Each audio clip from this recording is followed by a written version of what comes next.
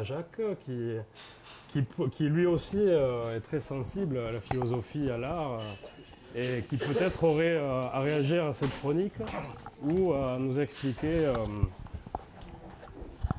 pourquoi est-il venu avec une écharpe rouge aujourd'hui, s'il y a une raison particulière. Parce que je n'ai pas d'écharpe bleue. Très bien, c'est une Est-ce bonne que raison. c'est une bonne réponse? Sans doute. Et j'ai plusieurs écharpes rouges. Parce que je vois pas pourquoi il faut se cacher. Donc, Alors je voudrais faire des remarques sur ce que j'ai entendu, si c'est possible. Bien sûr. La première, c'est que je ne partage pas du tout l'avis de Jean-Pierre Bonnel. Mais ce qui m'a plu depuis que je suis arrivé, c'est que je n'ai pratiquement pas entendu un seul mot d'anglais, ce qui est quand même très rare aujourd'hui dans les conversations, à part storytelling qui est quasiment rentré dans le langage courant, mais je n'en ai pas entendu un seul. Donc je me félicite d'être dans un endroit où on parle français, parce que ici, jusqu'à preuve du contraire, on doit parler ou catalan ou français, mais je ne vois pas pourquoi on utilise d'autres langues quand le français et le catalan répondent parfaitement au sujet. Ensuite, je voudrais dire que j'ai remarqué qu'au début, tu as parlé de la primaire de la gauche, ce qui est faux, et ensuite, ta deuxième intervention, tu as parlé de la primaire de la belle alliance populaire, parce que comme les mots ont un C'est sens... C'est factuellement vrai, par contre.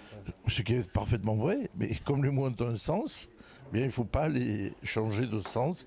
Ce n'est effectivement pas la primaire de la gauche.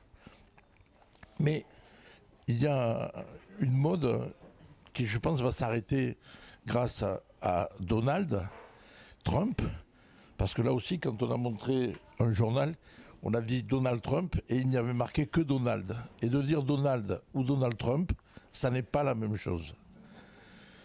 Donc la mode venait des États-Unis et la mode était aux primaires. Et donc aujourd'hui, les citoyens se posent légitimement la question, est-ce qu'ils ont le droit d'aller voter aux primaires? Bien sûr qu'ils ont le droit d'aller voter aux primaires.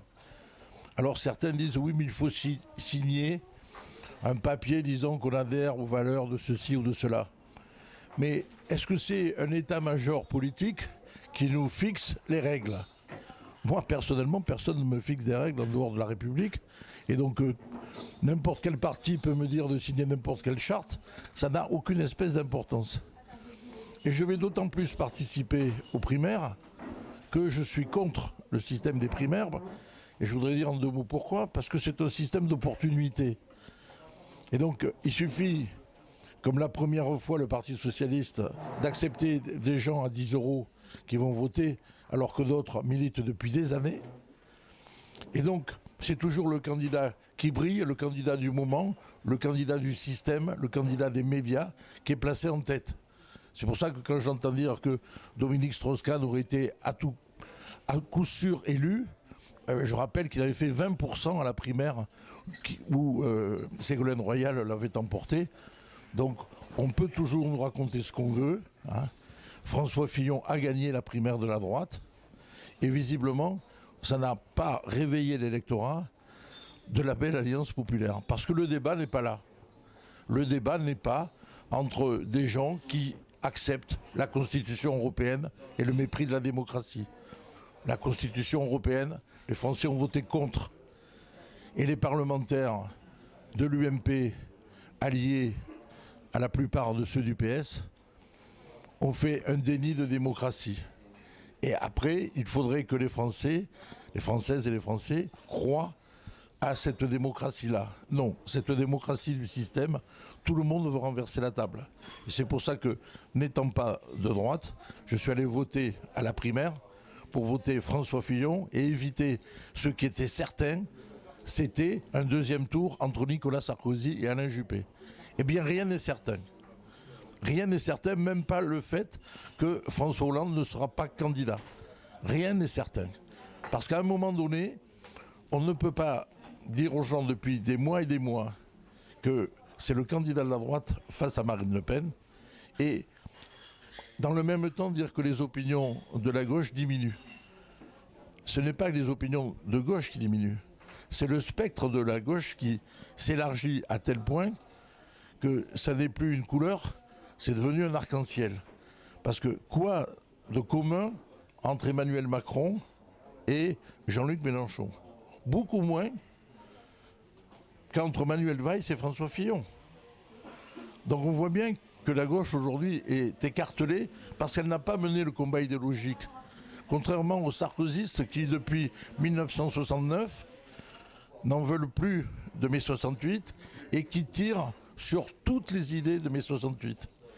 Et c'est pour ça qu'il y a même une ambiguïté, à certains moments, dans les campagnes de la droite sur l'avortement. Alors que les Français ne se posent plus la question de l'avortement.